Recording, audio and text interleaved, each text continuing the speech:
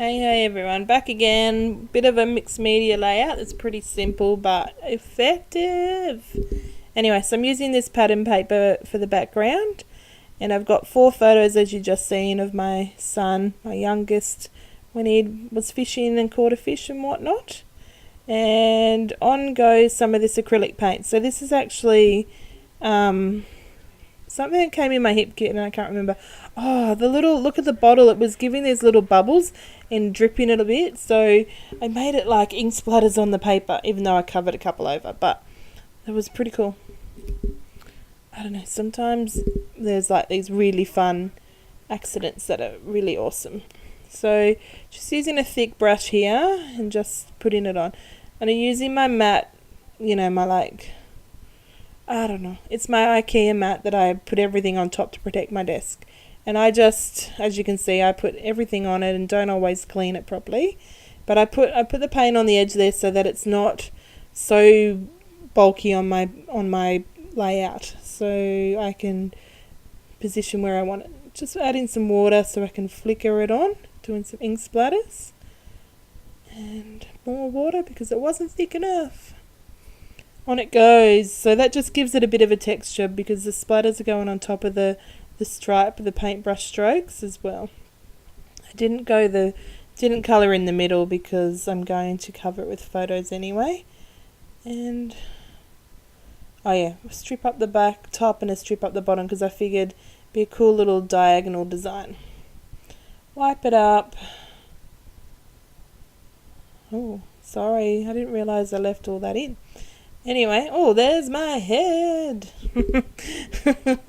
Anyway, I'm just putting my 4 photos together on cardstock and cutting it into a square because that will make it stick better and not move around, especially when I'm putting my anything, you know, embellishments and whatever on. So it sticks it all together as like one photo.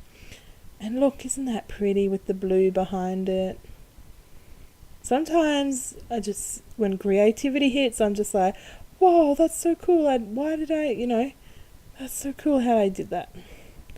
Anyway, gone through some ephemera, coming with the kit. So this is my April Kitaholic Kits, even though the paint wasn't with the kit, obviously. But this ephemera pieces were, definitely. And trying to work out what I want. I thought, oh, I'll put that up there. I found this little piece that says just a snippet of today. I thought that would look out in the middle that way the joins aren't so jarring in front of you and it's not so obvious. And there's this little vellum overlay with the reef that looks really pretty around Oliver kissing the fish that he caught.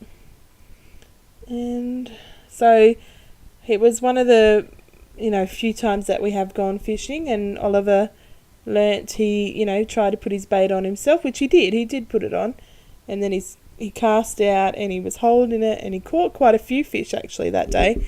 None of them that we could keep, but he also managed to feed a pelican that was hanging around, so a few of the fish he threw to the pelican, which was quite fun and exciting, even for me, I thought. Using my guillotine badly, as you can see, I've done a million cuts instead of just the 4 that I needed to do to cut that down so it fits neatly in the middle. And I'm making this little bit of a cluster up the top. So I've got a glassine bag that came with some of the things in the kit, the gold foil frame, and a blue spotty paper bag that came from my stash. And there was this really cool washi tape that says phrases, like tiny word stickers, but it's washi tape. And on that goes down the bottom with a little gold heart. So there's nothing really that crazy or hard in this layout. It's pretty cool. And it was quite tricky to get this little... Oh, I got it off. Get the protector off that vellum. Off it goes. And I staple that on for a little bit of ease, but also gave a little bit of extra to that little bit top cluster. And I tried to work out if that gold frame had a protector, but I'm pretty sure it doesn't. Oh, excuse me. And sticking down, committing to this embellishment cluster, cutting that down because I didn't glue that down on the glassine bag first. But it was a happy accident because that little cut off goes down the bottom left corner. on the frame it goes. So just using my little, it's like a needle point, oh sorry my phone, my little needle point glue, bottle that I just got from one of the cheap shops here in Australia. Oh, someone's trying to talk to me. And on goes the paper bag. So I stuck that to the back of the photos rather than to the layout. That way I could make sure where I positioned it was going to work. And there's this little, it's like a label I guess. I'm trying to work out where it will go. And instead of to the side where I thought originally, it's going to go up the top there. And fits all well. And there was all these phrases that we got with the kit and these little borders, puffy borders. So did I put one of them up the top? Look at all those strips that came. Like it was such a huge like cut apart. It was really cool. So someone designed it for us. I think they have their own shop actually. And but if you go and check out the Kitaholic Kit website, you'll be able to tell. And they had all these phrases that you could cut out, and it was so lovely. It was cool because it was black with like white words, which is normally the other way around. Anyway, so I'm putting this phrase in the middle with obviously fun foam. Oh, see, there I go again, stating the obvious, which is not very exciting for you. And I did spare you watching double-sided tape. Aren't you lucky today?